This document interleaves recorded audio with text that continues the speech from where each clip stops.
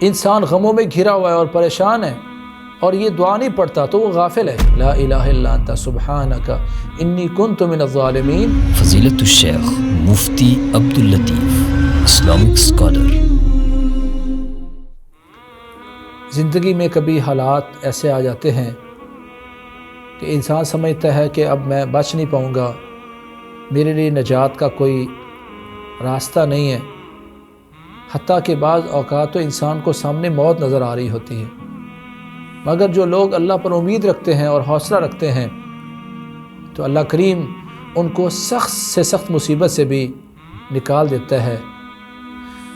کیا ہم یونس علیہ السلام کا واقعہ قرآن میں نہیں پڑھتے کہ ان کو کشتی سے سمندر میں پھینک دیا گیا اور سمندر سے مچھلی نے نگل لیا، وہ مچھلی کے پیٹ میں اللہ سے دعائیں کر رہے ہیں، لا الہ الا انت سبحانک انی کنت من الظالمین۔ انسان جتنی بڑی مصیبت میں پھنسا ہوا ہے، جتنے بڑے غم میں ہے، اگر وہ یہ دعا پڑھتا ہے لا الہ الا انت سبحانک انی کنت من الظالمین، تو اللہ فرماتے ہیں فاستجبنا لہ ونجیناہ من الغم، ہم نے اپنے یونس کی یہ دعا سنی، قبول فرمائی اور اس کو غم سے نجات دے دی۔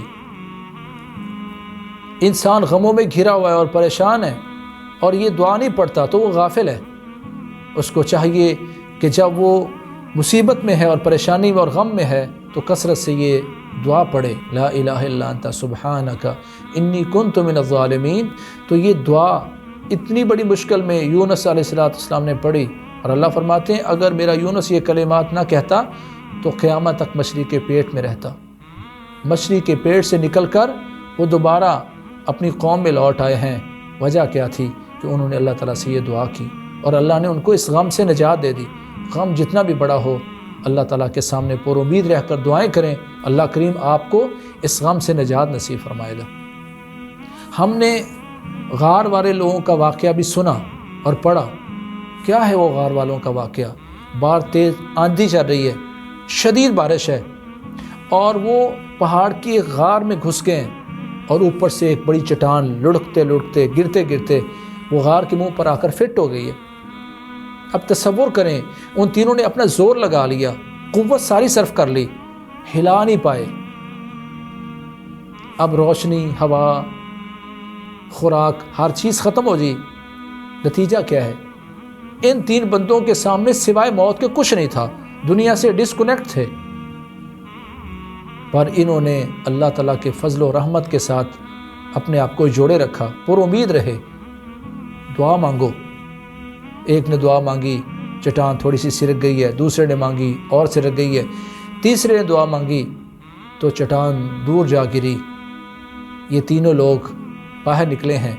اللہ کریم نے ان تینوں بندوں کو زندگی اس لیے نصیب فرمائی کہ دنیا کو ایک میسج دے دیں کہ آپ جتنی بڑی مصیبت میں پھنسے ہوئے ہیں، آپ کی موت یقینی تھی، لیکن اگر آپ پر امید ہیں تو رب کائنات آپ کو بچانے پر پورا قادر ہے۔